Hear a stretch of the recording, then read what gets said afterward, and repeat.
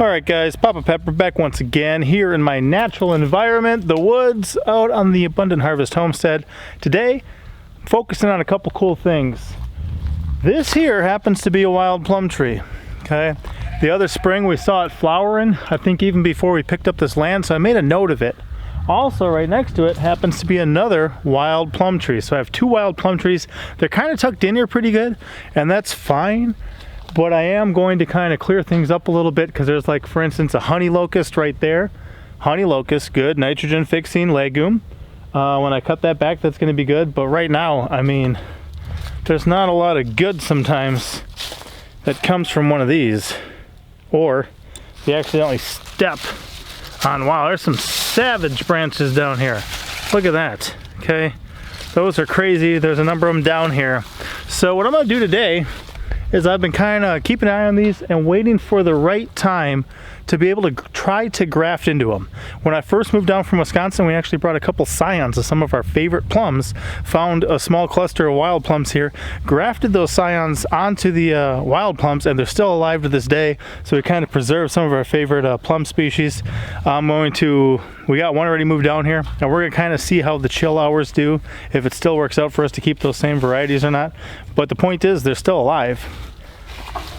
But today I'm going to take some apricots that I just pruned in the last video, and I'm going to try to graft them into here. A couple of things you need to consider about grafting is that if you have one of the ones you go to, like the garden center or one of the department stores, and you pick one up, a lot of those are actually newer varieties.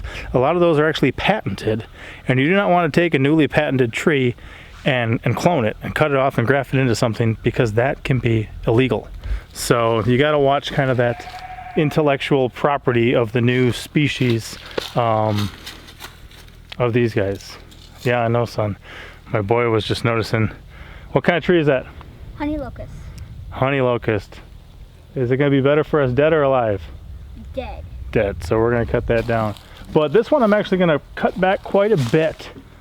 And I'm using a number of things. I'm going to clean my pruning shears. I'm going to clean some saws.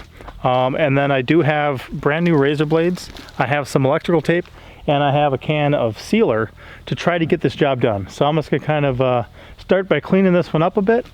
And this one's just about to bud. It's just about to wake up. It's at the same stage that the apricots were. The deal is, there's no guarantee this is going to work, but I'm going to give it a try. We're going to try to graft into it. So far I've had a pretty good success rate with the grafts I've tried in my life, but ideally I would have done this about 2 or 3 weeks ago, when these plants were still a little more dormant, to have a better chance for a high rate of success. And then the further you move in towards the spring and towards the insects waking up and stuff like that, the more cautious you want to be about potential diseases or threats that can pose to the plant. I do not think, no matter what I do to this tree, that I'm going to kill it. So that said, if all my grafts fail, then when I prune my fruit trees next year, I can try again into the same wild plum rootstock. That's a good native one here, doing well. So that's the project today. We're gonna get started, and I'll show you a couple things along the way. So first things first, I'm just gonna use some isopropyl alcohol and a rag to clean these Weiss scissors I got, this saw I got, and I think I got pruning shears in one of my pockets. I should. Some pruning shears I got around here somewhere too. We're gonna get those wiped down, and actually these are strong enough to probably do anything those shears would. So if I don't find them, that's okay. But one thing is, when these are sitting around, you never know what they get exposed to. Another thing is, if I just cut a tree that had diseases and I come and make a cut into this tree, that's going to be a problem for this tree, and we're just going to be passing on a disease, which is not what we want to do. A little more. Once these are nice and clean, we're going to get started, and we're actually going to do some pretty drastic things to this. and hopefully it'll work. There is no guarantee. So I'll start with some cleaning up around it, and then I'm gonna start making some more massive moves. Here we go.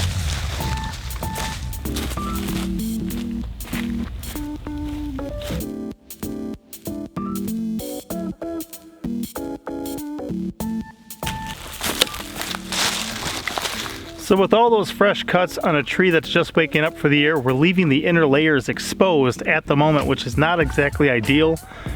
I've got this Gordon's pruning sealer right here.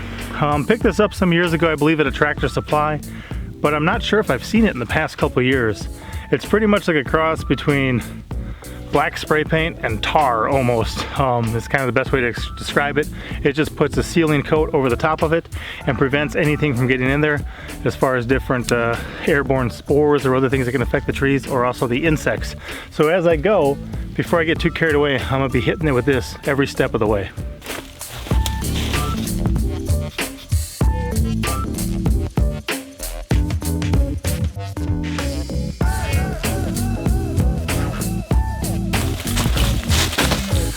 Ran into a problem since it was a couple years old. It got kind of stuck there for a minute, but seems to be working again now. Ideally, I don't like putting extra stuff on trees, but this will help it. If you guys know something better to use or something natural or whatever, let me know, because I'm always interested to learn new things.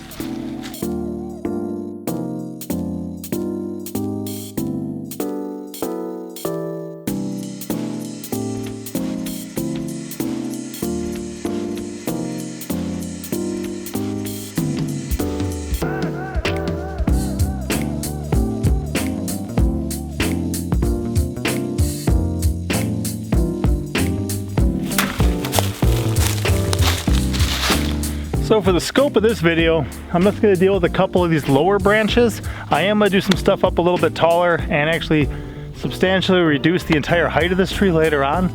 But right now I've got it where I want, and I'm going to use some brand new razor blades. And pretty much you want the outer layer, the bark, to be able to peel off a little bit to expose that lighter colored layer in between. When you cut that and connect it to the same layer of the scion, your rootstock and your scion can actually grow together. It's ideal if you do that when it's dormant, so they kind of wake up together, and then just like when you get a wound and it heals, it kind of scabs up and grows together, and you've essentially changed the kind of tree. I mean, you've taken a plum rootstock and you've put an apricot on there, and all of a sudden you've got something completely different. There's a number of ways of grafting to connect those two layers. The one that I like is pretty much, I make a T inside the skin, and then I put the scion down inside of it. I'll show you a couple of those things up close, and we'll see if we can't get a couple of them in here. So even though I'm using brand new razor blades for this project, I am just gonna clean them with the rubbing alcohol. Then, if you look at one of these branches I cut off the apricot tree, there's a number of little shoots. I'm gonna do them one at a time, but I'm probably gonna have 7 different scions that I put in that tree off of just cutting this one branch off. So at this point, I'm just gonna disconnect it from the rest. There it is. And then, as I take this, you can already see that little white spot there, but I'm just going to give it a shave down this way, try to do it one clean cut. Now I've got all that more exposed. And then do the same thing on the other side, trying to bring it to a bit of a point. So now it's pointed and it has one of those on each side. So one will have a chance to connect kind of down against the actual tree, and one deeper on the inside of the bark. And we'll see. I've had good results with this before. We'll give it a try now. And I'm like, this is actually probably just where I want it. If you can catch that, but the outer layer is actually detaching rather easily right there in front of my finger. So that's a good sign for this apricot. I'm hoping that it's the same thing with that plum. So filming myself on top of a ladder is a little more difficult, but I'm just gonna take this, cut down inside there to make a place for this to run, and then try to flip back each side of that, kind of opening it like a V. From there, try to take this, slide it down in between those layers. I'm gonna do one more thing and make it a little more pointed. Now that we got it more pointed, let's go try to slide it down in between those layers. See if I can get it down there. And then what I like to do is just use electrical tape. So people use waxes, all sorts of different things. I'm going to use this electrical tape, but I'm going to put a couple more scions into the same end, wrap it with electrical tape, give myself multiple chances with this one here, and then put a little bit of that sealer on the end of it, and we'll see what happens. So here you can see I got 3 of them in there.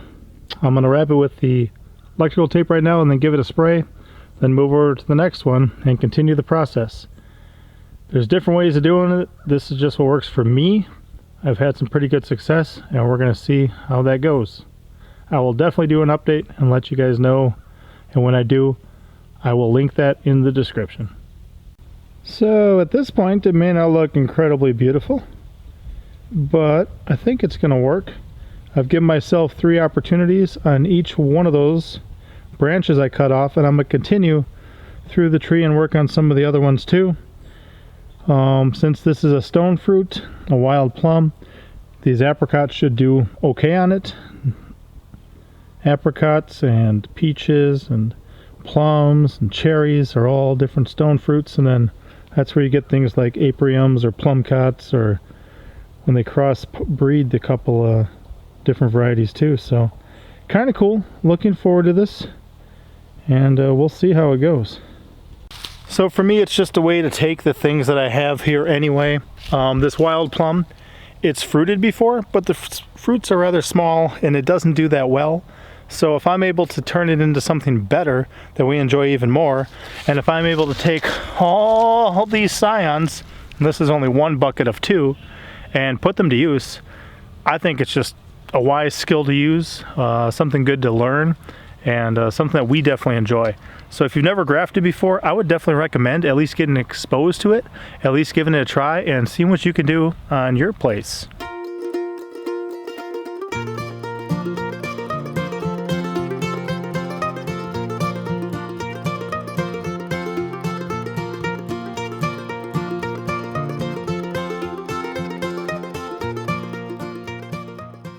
Guys, before I wrap up this video, I want to kind of remind people too, this is part of what people kind of focus on in permaculture too, where you observe the land and the area first. Had I not been observing this land and paying attention to what was going on, I wouldn't have realized I had these plum trees right here. We also have a number of wild American persimmon trees on our property that are already mature, already providing food. So anytime we can see what's already there and work it into the pre-existing kind of idea and the goal and take that into consideration when we make plans for our property, that's beneficial to us. I had a number of just, baby seedlings of persimmons that I had when I moved out of this property. Well, if I have some that are already full grown, and same thing with the wild plums, I had a number of those. But if I can find full grown mature ones and work them into our property, that's gonna be much better. So that's what we're doing here. And also, if you look at this now, boy, if I climb up on this ladder, I mean, this is the top of the tree now. 7 or 8 feet came off of it. I'm grafting into it like crazy. And just to kind of make sure I'm doing a good job, okay, right? Because life is live and learn and stuff like that. I'm actually not really going to do anything to this plum tree this year. And I'm going to see how this does. If this one does well, then next year the same thing's going to be happening to this one. And we'll switch it over because pruning's kind of a yearly thing on the property, or it's going to be, as we have more and more fruit trees and stuff like that. So this one for now is just going to be doing that. This one for now, barely taller than that ladder, completely changed. Taught the next generation a little bit in it, and just practicing my skills as well too. Anything I can learn along the way that's going to benefit me in the future, that's the type of stuff I'm into, because I need all the knowledge, all the mental help I can get. Well, not the mental help I can get, but the help from having my mind know things. Never mind. That's that. I'll see you next time. Papa out.